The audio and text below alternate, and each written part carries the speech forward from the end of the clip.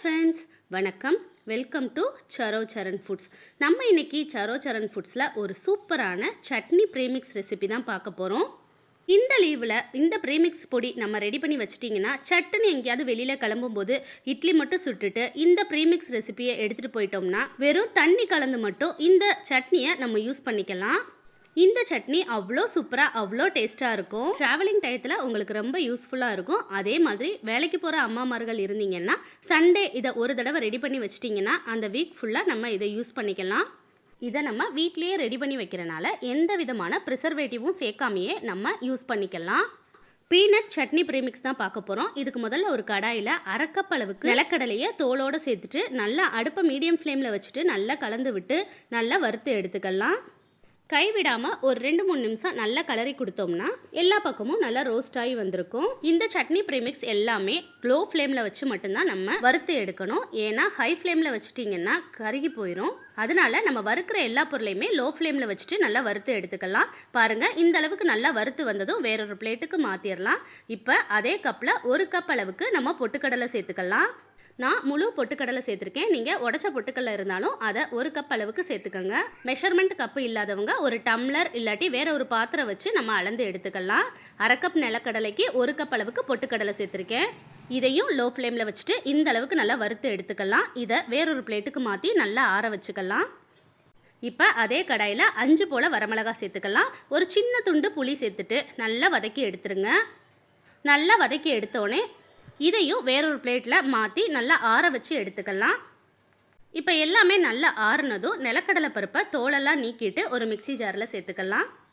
தோலோடு சேர்த்துட்டும் நம்ம இந்த சட்னி ப்ரீமிக்ஸ் ரெடி பண்ணலாம். ஆனால் நம்ம இப்போ தோலை எடுத்துட்டு ப்ரீமிக்ஸ் ரெடி பண்ண போகிறோம். இப்போ இதில் வறுத்த வரமிளகாய், புளி, பொட்டுக்கடலை சேர்த்துட்டு இப்போ இதுக்கு தேவையான அளவுக்கு உப்பு சேர்த்துக்கோங்க. நான் 1 டேபிள் ஸ்பூன் அளவுக்கு உப்பு சேர்த்துருக்கேன். அதையும் சேர்த்துட்டு உங்கள் மிக்சியில் எவ்வளோ ஃபைனாக அரைக்க முடியுமோ அந்த அளவுக்கு நல்லா ஃபைனாக இந்த மாதிரி அரைச்சி எடுத்துகிட்டு வந்துக்கலாம். சின்ன மிக்சி ஜாராக இருந்தால் தனித்தனியாக போட்டு அரைச்சி எல்லாத்தையும் ஒரு பவுலில் சேர்த்துட்டு ஒன்றா மிக்ஸ் பண்ணிக்கலாம். இந்த அளவுக்கு நல்லா அரைச்சி எடுத்துகிட்டு வந்த பொடியை ஒரு பிளேட்டில் கொட்டி நல்லா ஆற வச்சு எடுத்து வச்சுக்கலாம். நல்லா ஆறுனா தான் நம்ம இதை அதிக நாள் ஸ்டோர் பண்ணி வைக்க முடியும். இப்போ இதுக்கு ஒரு தாளிப்பு ரெடி பண்ணிடலாம். இப்போ அதே கடாயில் 1 டேபிள் ஸ்பூன் அளவுக்கு தேங்காய் எண்ணெய் சேர்த்துருக்கேன். சேர்த்துட்டு 1 ஸ்பூன் அளவுக்கு கடுகு, அரை ஸ்பூன் அளவுக்கு உளுந்து சேர்த்துட்டு ரெண்டுமே நல்லா பொரிய விட்டுக்கலாம். இந்த தாளிப்புக்கு தேங்காய் எண்ணெய் இல்லைன்னா கடலெண்ணெய் மட்டும் சேர்த்து தாளித்து கொடுத்துக்கோங்க. இதில் 2 வரமிளகாய் பொடியாக கட் பண்ணி சேர்த்துக்கலாம். சேர்த்துட்டு ஒரு கொத்து கருவேப்பிலை சேர்த்துட்டு நல்லா கலந்து விட்டுக்கலாம். கடுகு, உளுந்து, கருவேப்பிலை, வரமிளகாய் எல்லாமே நல்லா பொரிஞ்சதும் இப்போ இதில் அரை ஸ்பூன் அளவுக்கு மிளகாத்தூள் சேர்க்க போகிறோம். இந்த மிளகாத்தூள் ஒரு சட்னிக்கு நல்ல கலரையும் ஒரு டேஸ்ட்டையும் கொடுக்கும். மிளகாத்தூள் சேர்த்துட்டு அடுப்பை சிம்மில் வச்சுட்டு நல்லா கலந்து விட்டுக்கலாம். மிளகாத்தூள் கருகிடக்கூடாது. இந்த ஸ்டேஜில் நம்ம அரைச்சி வச்சுருந்த ப்ரீமிக்ஸ் பொடியை இதோடு சேர்த்துட்டு நல்லா கலந்து விட்டுக்கலாம். இப்போ இந்த ப்ரீமிக்ஸ் பொடியும் மிளகாத்தூள், கடுகு, எண்ணெய் எல்லாமே நல்லா கலந்து வர்ற அளவுக்கு நல்லா கலந்து விட்டுக்கோங்க.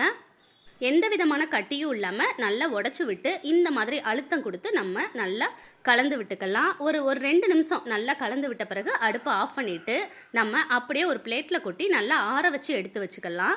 ஆற வச்சு எடுத்து வச்சுட்டு ஒரு கண்ணாடி ஜாரில் இல்லாட்டி சில்வர் டிஃபன் பாக்ஸில் நம்ம போட்டு ஸ்டோர் பண்ணி எடுத்து வச்சுக்கலாம். எப்பெல்லாம் உங்களுக்கு இது தேவைப்படுதோ அப்போ 2 ஸ்பூன் அளவுக்கு ப்ரீமிக்ஸ் பொடி சேர்த்துட்டு சுடுதண்ணி இல்லாட்டி நார்மல் வாட்டர் சேர்த்துட்டு ஒரு 2 நிமிஷம் நல்லா கையால் ஒரு ஸ்பூன் வச்சு கலந்து விட்டிங்கன்னா ஒரு சூப்பரான சட்னி நம்மளுக்கு ரெடி ஆயிரும். இது உங்களுக்கு ரொம்ப யூஸ்ஃபுல்லாக இருக்கும். இதை ஒரு தடவை கண்டிப்பாக ட்ரை பண்ணி பாருங்கள். இந்த வீடியோவுக்கு ஒரு லைக் பண்ணிவிட்டு என்னோட சேனலை மறக்காமல் சப்ஸ்கிரைப் பண்ணிக்கோங்க. இந்த வீடியோவுக்கு நிறைய லைக் அண்ட் சப்ஸ்கிரைப் வந்தால் கோகனட் சட்னி ப்ரீமிக்ஸும் எப்படி செய்யலான்னு அடுத்த வீடியோவில் போடுறேன். பாய்.